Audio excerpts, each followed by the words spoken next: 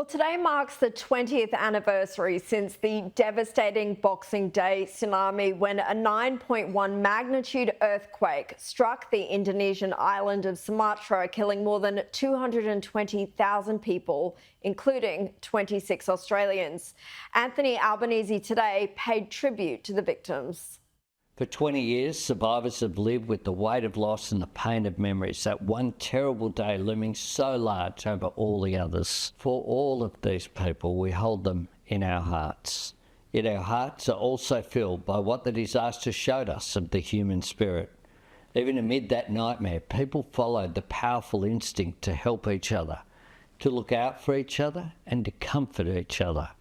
It was in that spirit that we came together as people and as nations to help our cherished friends and neighbours across the region to get back on their feet. As they say, always look for the helpers. And one of those helpers was former New South Wales Police forensic specialist Peter Baines, who was part of the team back then tasked with identifying bodies of victims to send them back to their families. And now he's just finished a nearly 1,400-kilometre run around Thailand to raise $1 million for Hands Across the Water, a charity he started to help children orphaned by the tsunami, but has since grown to support the region more widely. Since its inception, it's raised more than $35 million. And I'm pleased to say that Peter joins me now live from the first orphanage that he opened.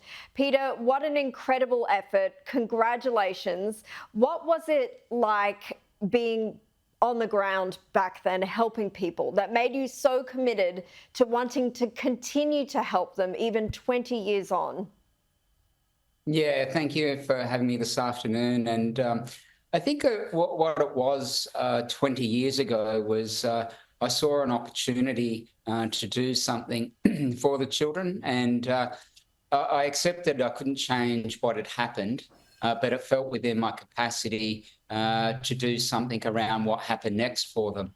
And to be honest, it was a decision that I thought by building them a home that their needs would be answered and the job would be done.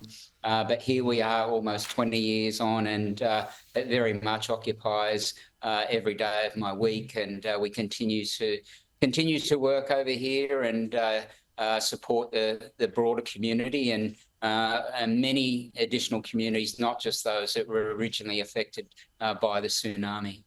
Why is it that people there still need help 20 years later?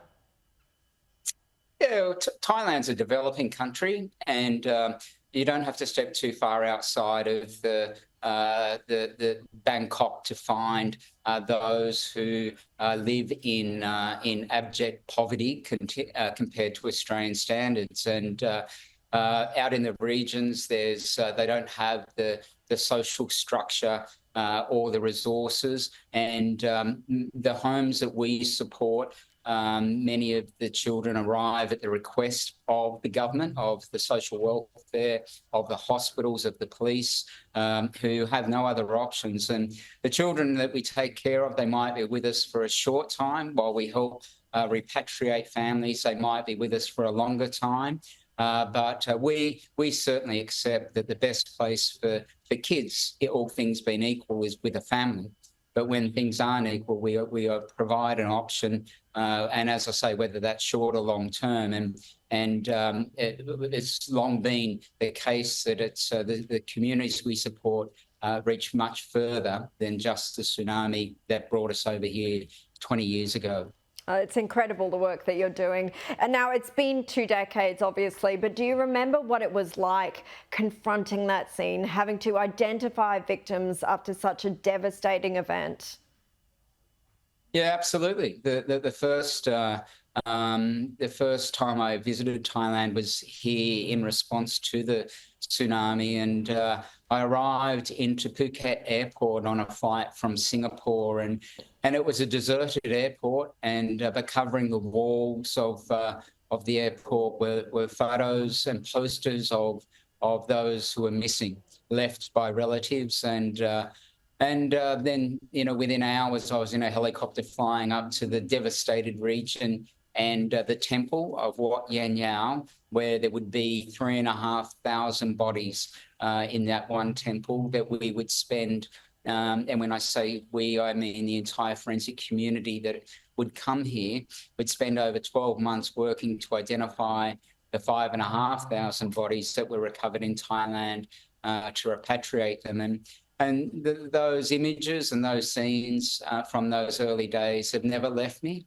And it serves as a reminder as to the power of nature destruction. But as the Prime Minister said, the good and the humanity that can come from such destruction.